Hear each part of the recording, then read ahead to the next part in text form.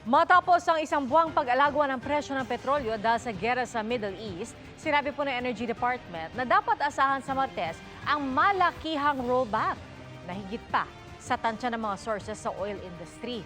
Pero para po sa mga transport group, kulang pa yan. Mula sa Quezon City, nakatutukla si Katrina Son. Katrina?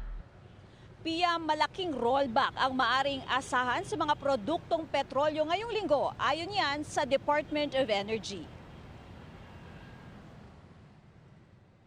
Sa kwenta ng Department of Energy, batay sa 5 araw na trading sa world market at foreign exchange, ang dapat na rollback sa Martes, halos 21 pesos per liter sa diesel, halos 5 pesos sa gasoline, at 8 pesos and 50 centavos sa kerosene. Taliwas ito sa projection ng oil industry sources na halos 9 to 11 pesos sa diesel at 1 peso and 50 centavos sa gasolina.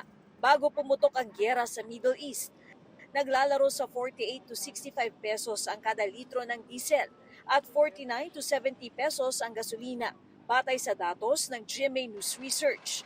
Kaya para sa mga transport group, kulang pa ang rollback. Malaki pa rin yung nawawalang kita ng ating mga driver. Kaya mas yung panawagan niya namin ay dapat ang rollback ay ibalik sa 55 pesos per liter na kung saan ito yung presyo ng January at ng February.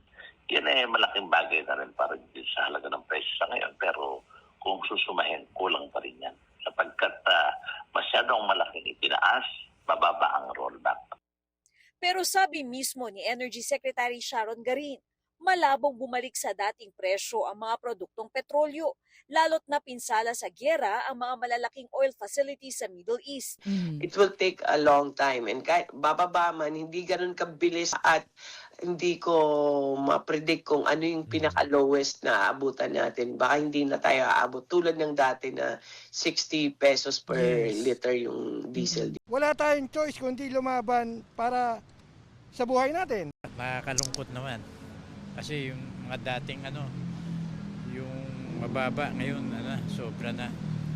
Kinakarga namin sa, dating kinakarga ko sa motor ko, nakaka-full tank ako, ngayon hindi na. Wala naman pong choice kasi di man pwedeng di gamitin yung sasakyan. Sa ngayon, nasa mahigit 45 to 50 days ang stockpile ng bansa kasunod ng pagdating ng karagdagang supply mula Malaysia kahapon na 329,000 barrels o 52,311,000 liters ng diesel na binili ng pamahalaan para makapag-imbak ng supply habang hindi pa tapos ang giyera sa Middle East. Kasunod ito ng 142,000 barrels o mahigit 22 million liters mula sa Japan nitong Marso. Mga na siguro tayo, mga 45 to 50 kasi ngayon kasi sila magre-report kaya kailangan naman i-update. So siguro mga mahigit sa 45 days to 50 days yung sa diesel. Pero in general, including all the other products like gasoline, kerosene, LPG, mga 50 days siguro.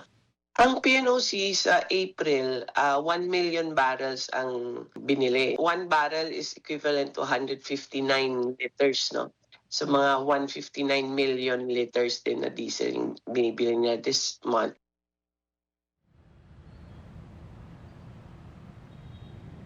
Pia, nakausap naman natin yung ibang mga driver dito kanina na nagpapagas at para sa kanila hindi na raw muna sila magpapa-full tank ngayon, aantayin na raw muna nila yung rollback sa susunod nga yan na linggo nang sa gayon ay kahit papaano makatipid-tipid daw sila. Pia?